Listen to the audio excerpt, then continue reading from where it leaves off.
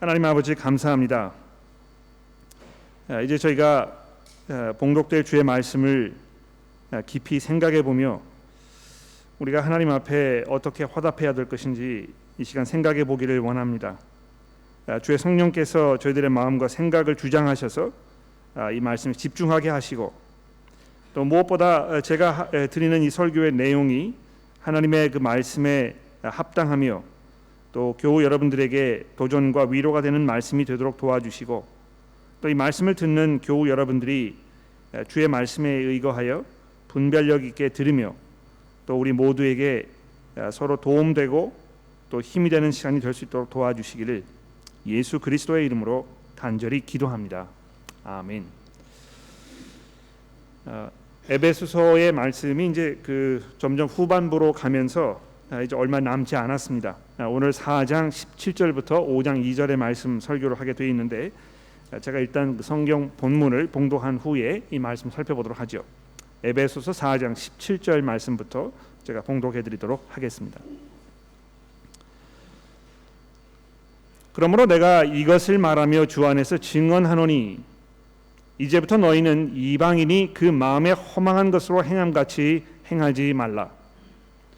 그들의 총명이 어두워지고 그들 가운데 있는 무지함과 그들의 마음이 굳어짐으로 말미암아 하나님의 생명에서 떠나 있도다.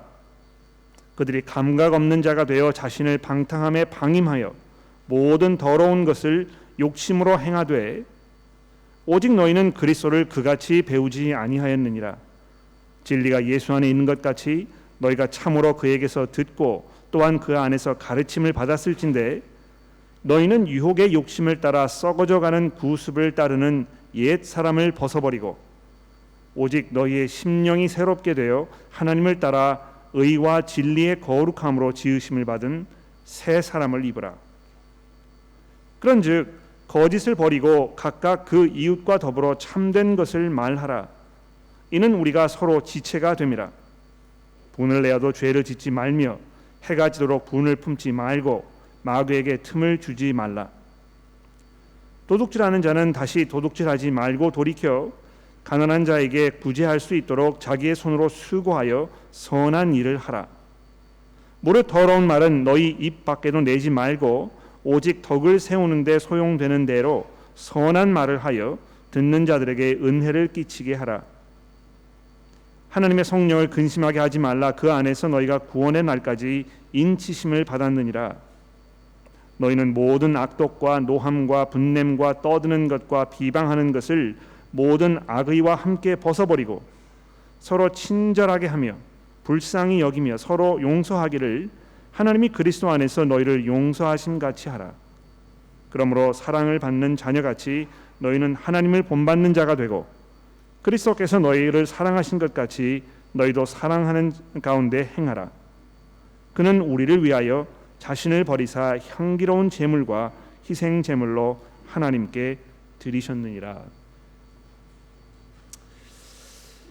자, 여기 보시면 우리가 이제 그리스도인으로 해야 할 것이 무엇인지에 대해서 많이 이렇게 적어 놓았습니다.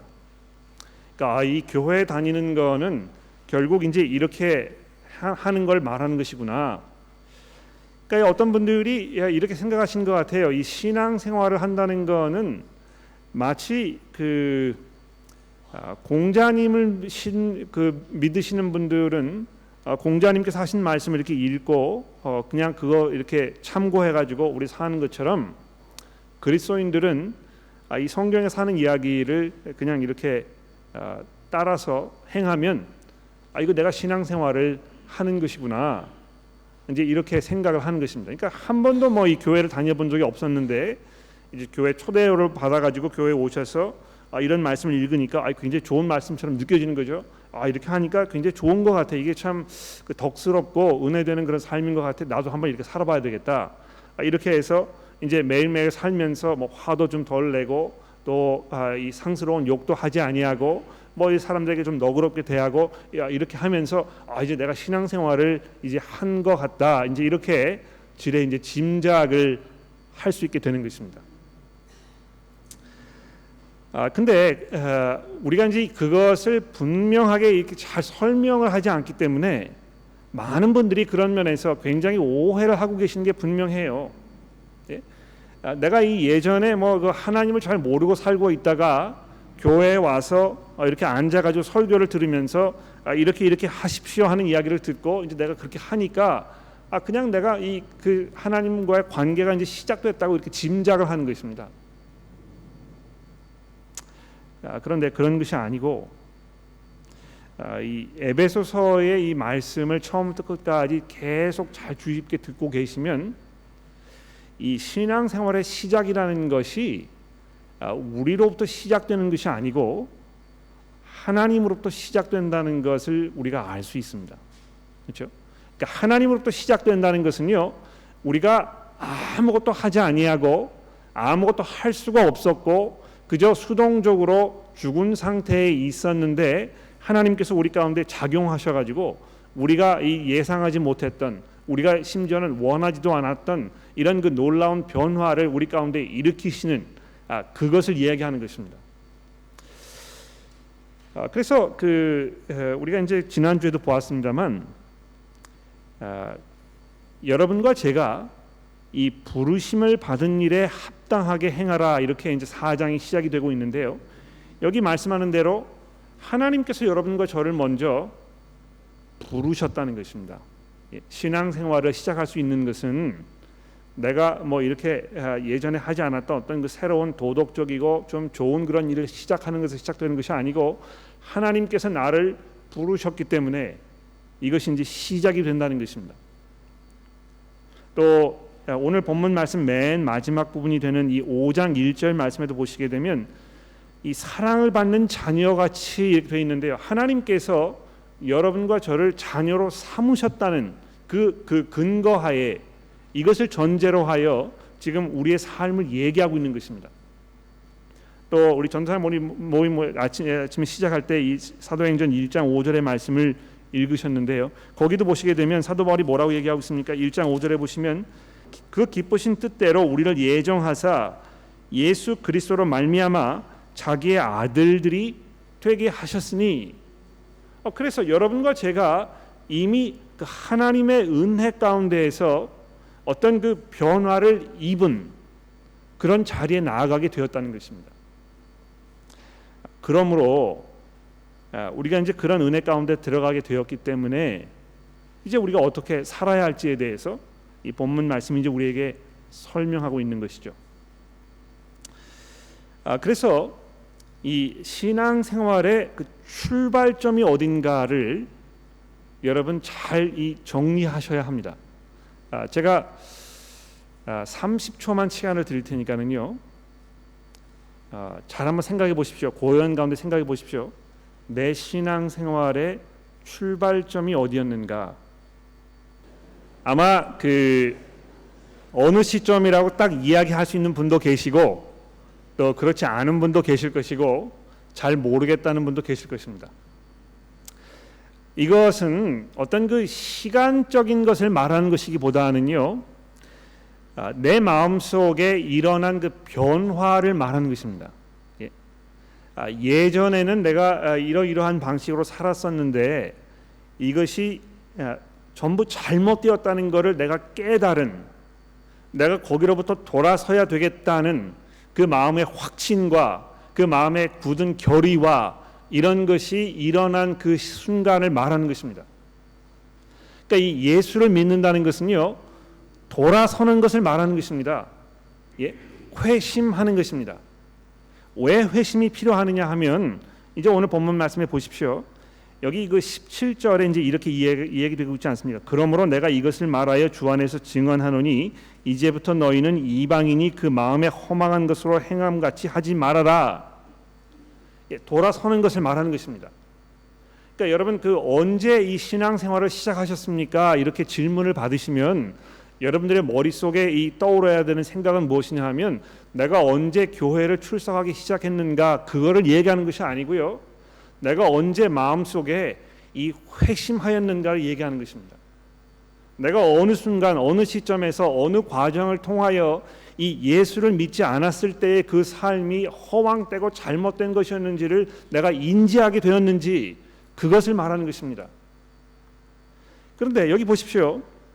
예수 믿지 아니하고 이방인들처럼 살았던 그 삶의 모습이 얼마나 허망되고 피폐한 것으로 설명되고 있는지 한번 들어보십시오.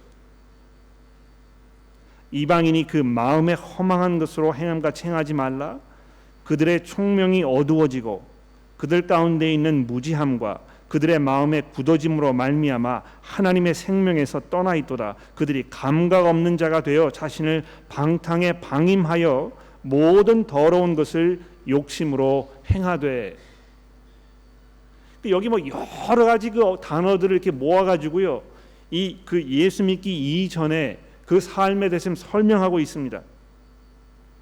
이 허망한 마음, 그렇지 않습니까? 이 허황되고 쓸모없는, 그저 모래처럼 다 사라져버릴 이런 것들을 가장 중요하고 소중한 것으로 움켜쥐고 살려고 하는 그 세상 사람들의 그 삶에서 돌아서야 한다는 것입니다.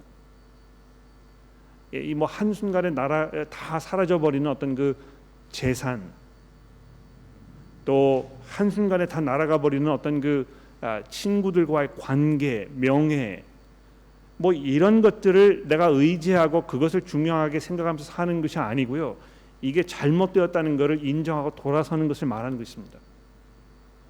그러니까 여러분 제가 뭐 항상 이 말씀을 드립니다만, 자녀들을 교육하실 때 잘 공부를 잘 해가지고 좋은 학교에 가서 좋은 학위를 가지고 졸업해서 좋은 직장에 다니면서 이렇게 남부럽지 않은 삶을 살아야 성공하는 것으로, 그래서 아이들에게 과외도 시키고 공부 안 한다고 다그치기도 하고 몰아세우기도 하고 성적이 좋지 않으면 야단치고 뭐 이렇게 하면서 어떻게 해서든지 간에 그 사회적으로 성공하게 하는 부모님의 그러한 그 마음, 이것이 결국 그 아이들에게 하나님의 나라를 소망하는 삶을 살게 하기보다는 이 세상에서 아주 그 말뚝을 받고 내가 여기에 이 세상의 시민으로 살겠다는 것을 자꾸 가르쳐 주는 것입니다. 거기에서 돌아서는 것을 말하는 것이죠. 또 더 나가서 이 어두워진 총명에 대해서 이야기하고 있지 않습니까? 총명이라 이렇게 얘기하니까 좀 이상한데, 이걸 지각이라는 단어로 바꾸시면 아마 좀 더 이해가 될 것 같아요. 사물의 이치나 도리를 분별하는 그 능력을 말하는 것이죠. 이 생각이 어두워져 가지고요, 이 삶의 이치를 제대로 분간하지 못하는 것입니다. 여러분, 뭐 우리가 서구 사회에 살고 있기 때문에 서구 사회가 지난 20-30년 동안 얼마나 급격하게 이 하락의 길을 걷고 있는지 한번 생각해 보십시오. 이 성의 문제에 관해서, 어떤 자기의 그 성 정체성에 관해서, 가정 생활에 대해서 얼마나 급격하게 사람들이 가지고 있던 기본적인 생각과 이런 것들이 다 무너져 내리고 있습니까? 어제 기사를 보셨는지 모르겠다. 시드니 모닝 헤럴드에 굉장히 놀라운 기사가 하나 떴어요. 어떻게 편집국장이 그런 기사를 시드니 모닝 헤럴드에 올리기로 결정했는지 제가 알 수는 없습니다만, 그 아티클 중에 트랜스젠더, 성 정체성으로 고민하다가 성 전환 수술을 받았지만 그것이 얼마나 잘못된 것이었는지 후회하는 사람의 이야기를 기사로 써가지고 해놓은 게 있습니다. 제가 그 기사를 읽으면서 무슨 생각을 했는지 아십니까? 요즘 사회에 그 남녀 성 구별은 그냥 우리가 임의적으로 만들어 놓은 것이고, 정말 중요한 것은 그 개인이 자기를 어떻게 바라보는가가 더 중요한 것이다. 그러니까 내가 남자로 태어났어도 나는 남자로 살고 싶지 않고 여자로 살고 싶다 하면 우리는 그 사람을 여자로 취급해 줘야 한다. 이런 것이 우리 사회의 이제 기본적인 생각입니다. 그렇죠? 그래서 어떤 사람은 나는 이제 이 남자의 몸을 다 벗어버리고 여자의 몸으로 바꿨으면 좋겠어. 나 수술해 주십시오. 이렇게 해가지고 이제 수술을 받는단 말입니다. 그렇게 해가지고 나중에 후회하고 더 많은 사람들이 이 고통을 받고 하는 그런 내용을 이 시드니 모닝 헤럴드 기사에다 적어놓은 것입니다. 나중에 그 어떤 항의를 받았는지 제가 모르겠습니다만 세상 사람들이 가지고 있는 그 생각이나 가치관이나 이 개념들이요, 여러분과 제가 봤을 때 도무지 이해가 되지 않는 것입니다. 어떻게 저렇게 생각할 수 있을까? 어쩌다가 생각의 변화가 거기에까지 갔을까? 잘 이해가 되지 않는 것이죠. 그러나 성경이 뭐라고 이야기하고 있습니까? 사람들의 마음이 어두워졌기 때문에 사물의 이치나 도리를 분별하는 능력을 이미 상실하여 버렸기 때문에 이 제대로 판단할 수가 없다는 것입니다.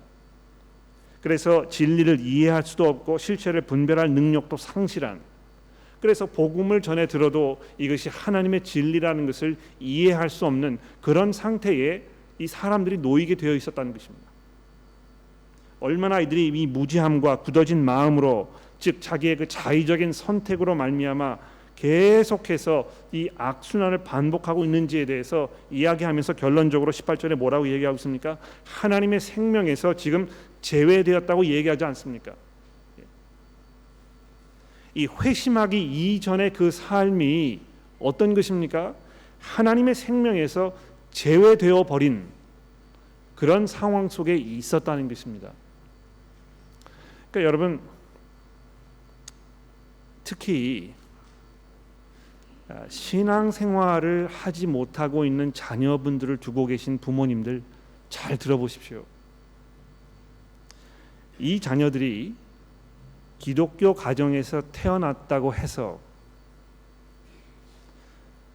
얼마 기간 동안 교회에 출석했다고 해서 또 지금 내가 이 자녀들을 위해서 기도하고 있다고 해서 그냥 막연하게 이 자녀들이 하나님의 자녀일 것이다 이렇게 그냥 짐작하지 마시고요, 그 자녀들에게 한번 물어보십시오. 얘야, 너가 마음속에 이 그리스도 밖에 있는 삶이 정말 이 허망한 것이고 그 결과가 죽음으로 이어지는 그런 패폐한 삶이라는 것을 너가 이해하느냐?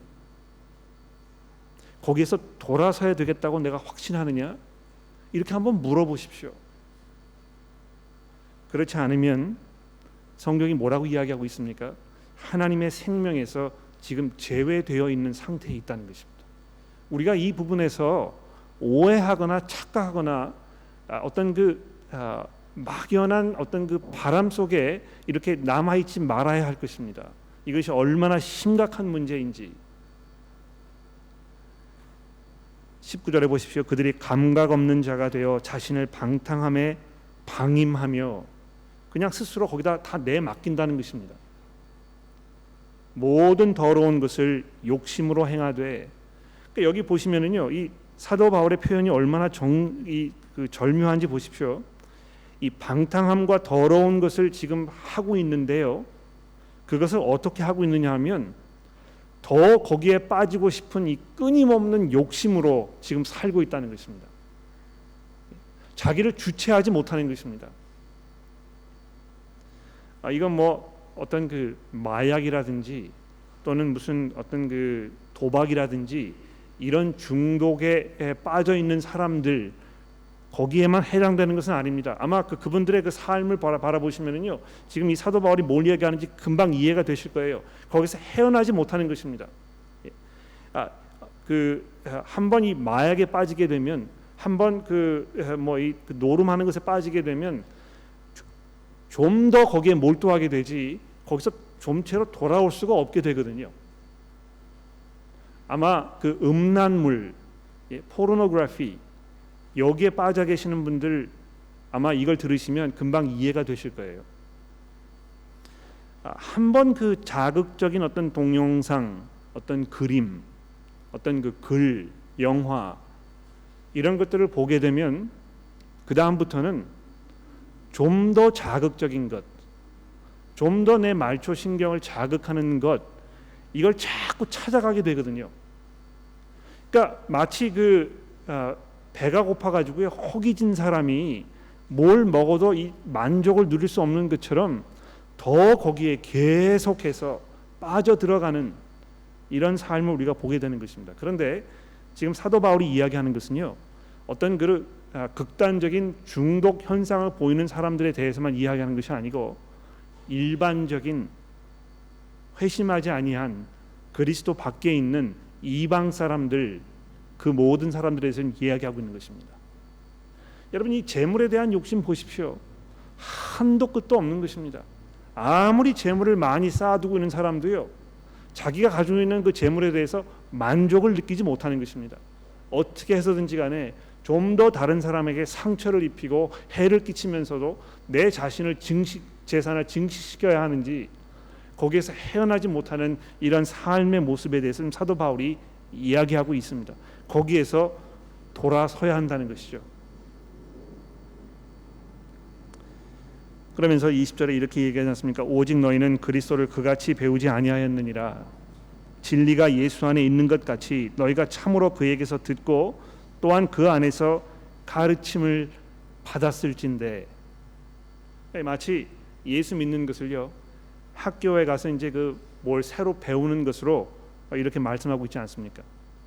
예수 그리스도께서 우리의 선생이시라는 것입니다. 또 우리가 그분의 제자라는 것입니다.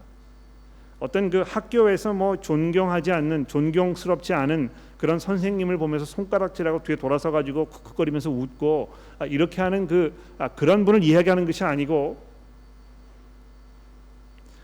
진리를 말씀하시는, 그 안에 생명이 있으신, 우리의 목숨을 걸 충분한 가치가 있는 그 위대한 선생께서 여러분과 저를 찾아오셔서 우리가 이 땅에서 어떻게 살아야 할지를 친히 가르쳐 주시고, 그것이 우리 삶 속에 잘 접목이 되어 우리도 그분처럼 살 수 있도록 우리를 이끄시는 그 위대하신 선생, 우리의 주 되시는 예수 그리스도, 그분에게서 우리가 뭘 배운 것입니까?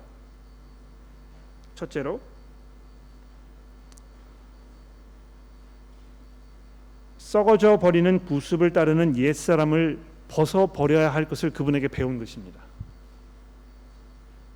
옛사람을 벗어버리라고 그리스도의 복음이 우리에게 얘기하고 있습니다.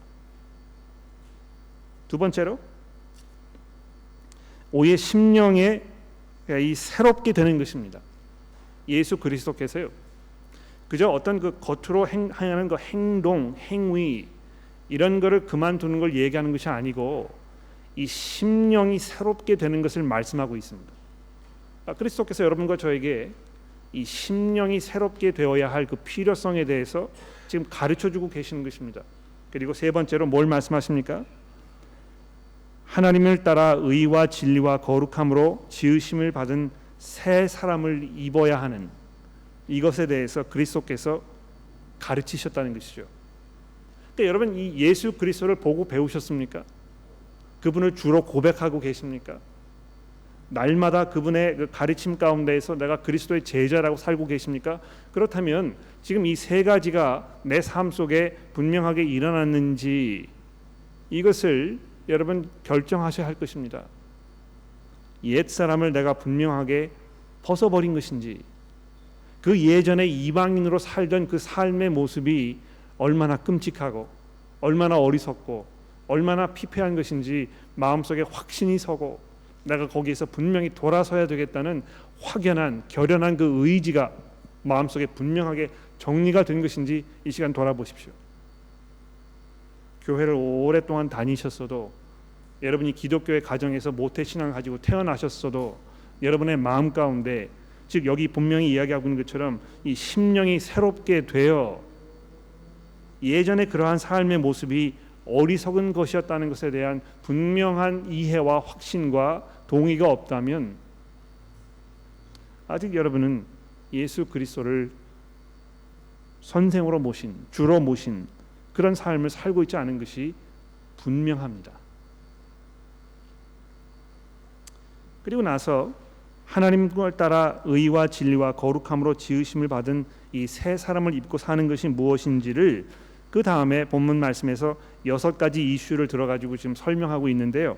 이건 뭐 이 6가지가 전부가 아니고 많은 것들이 있지만 그 중에서 몇 가지를 추려서 구체적인 설명을 하기 위하여 사도 바울이 6가지를 끄집어낸 것 같습니다. 근데 뭐 시간이 많이 없기 때문에 이 6가지 모든 내용을 제가 다 말씀드릴 수는 없고요. 우선 기본적으로 그 전체적인 것들 몇 가지를 말씀드리고 거기에서 한두 가지 제가 뽑아가지고 좀 다뤄보도록 하겠습니다. 첫째로 이 새 사람을 입은 삶, 이것에 대해서 이야기하면서 사도 바울이 교회 안에 이 성도들의 관계에 집중하고 있는 것을 보십시오. 지금 여기 나머지 있는 25절부터 이 본문 마지막 절까지 등장하는 모든 내용들은요, 교회 안에서 서로 관계하는 이슈를 다루고 있습니다. 이 새 사람을 입었을 때 우리가 이 그리스도의 한 지체로 교회로 모여서 어떻게 서로 섬길 것인가, 어떻게 관계할 것인가, 이것이 너무너무 중요하다는 것입니다. 예수께서도 이 겟세마네 동산에 가시기 전에 이 다락방에서 제자를 모아놓으시고 그렇게 말씀하셨잖아요. 서로 사랑하라. 내가 너희를 사랑한 것 같이 서로 사랑하라. 그렇게 하였을 때 사람들이 너희를 보고 너희가 내 제자인 줄을 알게 될 것이다. 그러니까 여러분 교회에 오셔가지고 서로 관계하시는 그 모습을 이렇게 들여다보면 여러분들이 지금 그 안에서 어떤 말씀을 하고 계시고 어떤 마음가짐으로 서로 대하고 계시고 어떻게 관계하고 계시는지를 보면 예수께서 우리의 선생이신지 내가 그리스도의 제자인지 아닌지 아주 분명하게 알 수 있을 것이라는 것입니다. 두 번째로 무엇을 이렇게 해라 이렇게만 말씀하지 아니하시고요, 이렇게 하는 대신에 저렇게 해라 아주 구체적으로 분명하게 말씀하고 있는 것을 보십시오. 그래서 거짓 대신에 참된 것을 말하며 도둑질하는 손 대신에 열심히 일하는 것을 이야기하고 있습니다. 그렇죠? 그런데 거기서 끝나는 것이 아니고요, 왜 그렇게 해야 하는지에 대한 아주 구체적인 이유까지 설명하고 있습니다. 예를 들어서 여기 맨 첫 번째 것을 보십시오. 25절에 보시면 그런즉 거짓을 버리고 각각 그 이웃과 더불어 참된 것을 말하라. 이것 대신에 저것을 하는 것이죠. 거기서 끝나지 아니하고 이는 우리가 서로 지체가 됨이니라. 왜 이렇게 해야 하는지 그 이유를 설명하고 있습니다.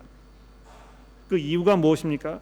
우리가 서로 지체되었기 때문에, 즉 예수 그리스도 안에서 우리가 거듭나서 새로운 사람이 되어 그리스도에 속한 사람이 되었기 때문에 이제 우리가 그 안에서 거짓을 버리고 이웃과 더불어 참된 것을 서로 말해야 한다는 것입니다.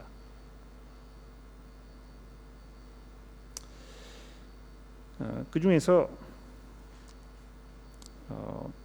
29절에 있는 말씀을 제가 조금 집중해서 다뤄보도록 그렇게 하겠습니다. 여러분 그 29절에 보시면 무릇 더러운 말은 너희 입 밖에도 내지 말고 오직 덕을 세우는 데 소용되는 대로 선한 말을 하여 듣는 자들에게 은혜를 끼치게 하라. 하나님의 성령을 근심하게 하지 말라. 그 안에서 너희가 구원의 날까지 인치심을 받았느니라. 아마 그 30절 말씀이 좀 동떨어진 뜬금없는 그런 이렇게 말씀으로 들리실지 모르겠습니다만 이 29절과 30절이 이렇게 하나로 묶여져 있는 그 내용이라는 것을 여러분 이해하시는 것이 중요합니다. 우리가 더러운 말을 하는 대신에 사람들에게 은혜를 끼치는 이야기를 하라고 이렇게 말씀하고 있는데, 그렇게 해야 하는 그 이유가 무엇입니까? 더러운 말을 입 밖에 내서 덕을 세우는데 사용되지 못하는 말을 서로 하면, 즉 서로에게 짐이 되거나 상처가 되거나 서로에게 아무런 도움이 되지 않는 그런 이야기가 계속 서로 모인 자리에서 나누어지게 될 때 성령을 근심하게 하는 것이라는 것입니다. 여러분 오늘 모임 끝나고 여러분들이 나누시는 그 대화 속에서 성령을 근심하게 하는 대화를 계속 하실 것입니까? 여러분 잠시 옆에 있는 분들하고요. 오늘 끝나고 나면 이제 이 식사 시간이 있을 텐데 또 끝나고 나서 이 커피를 드시러 가실 텐데요.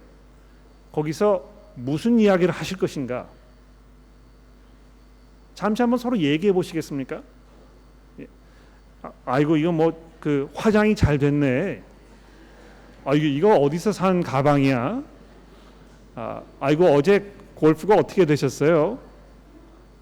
이런 이야기를 하실 것입니까? 한번 나눠 보시겠어요? 무슨 이야기를 하실 것인지 한번 얘기해 보십시오. 여기 사도 바울이 하시는 말씀 몇 가지를 주의 깊게 관찰해 보십시오. 첫 번째로 더러운 말은 입에 내지 말라는 것입니다. 여기 사도 바울이 이야기하고 있는 이 더러운 말이라는 것은요, 음담 패설 또는 그 상스러운 욕, 물론 이런 걸 다 포함하고 있겠죠. 교회 안에서 성도분들이 서로 이야기하면서 음담 패설을 나누시고 계신다면 정말 창피하고 유감스럽고 안타까운 일입니다.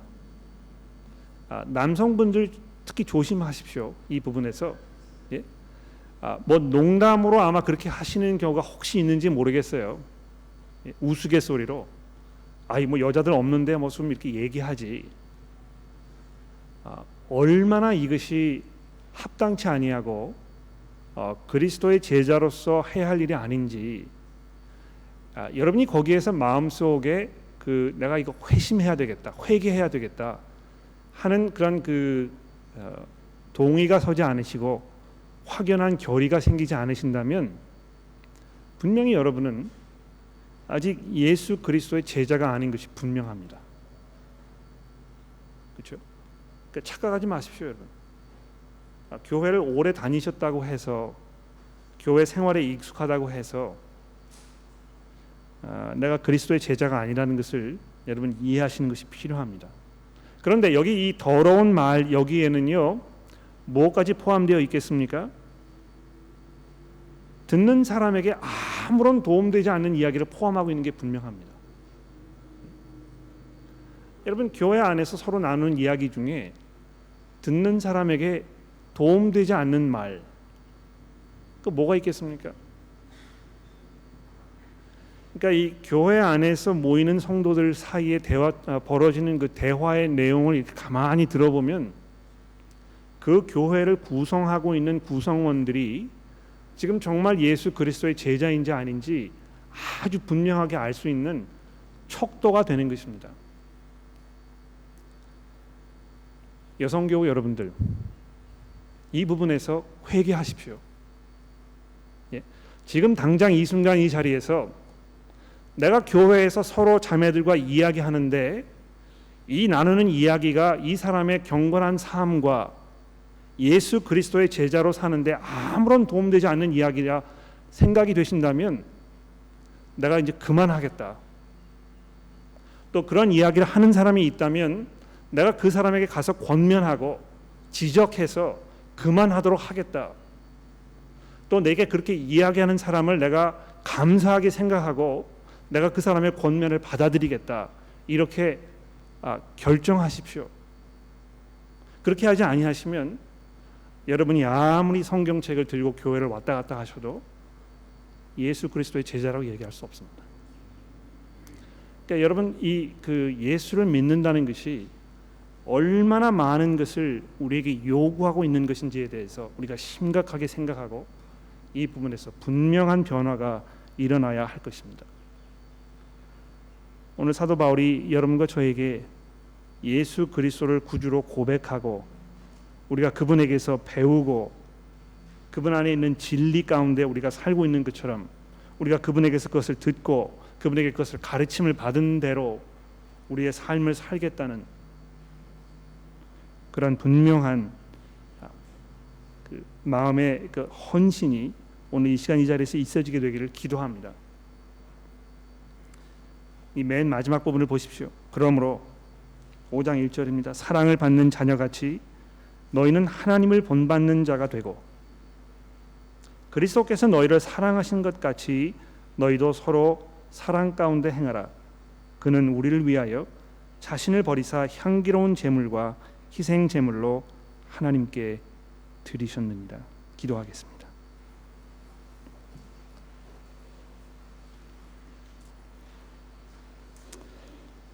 하나님 아버지, 혹시 저희들의 삶 속에 우리가 회개해야 할 것들이 있습니까? 하나님이여, 그것들을 우리가 결연하게 벗어버리도록 저희를 도와주옵소서. 그것이 얼마나 잘못된 것이고 그리스도의 자녀로서 합당치 않은 것인지를 우리가 분명히 이해하도록 하나님 저희를 도와주옵소서. 저희 가운데 그러한 일을 일삼는 이들이 있다면 주께서 그들을 책망하시고 그들을 권면하여 주옵소서. 또 저희가 거기에 하나님의 일에 동참하여 그분들을 사랑으로 권면하게 하시고 우리가 좋은 본을 보이며 덕스러운 모습으로 교회에서 서로 관계하게 하여 도와주옵소서. 하나님, 그래서 우리 교회에 있는 교우 여러분들이 서로 관계하는 그런 모습을 보았을 때 우리가 하나님의 은혜 가운데 있다는 것을 서로 확인하는 그런 믿음의 교제가 되도록 도와주시기를 예수 그리스도의 이름으로 간절히 기도합니다.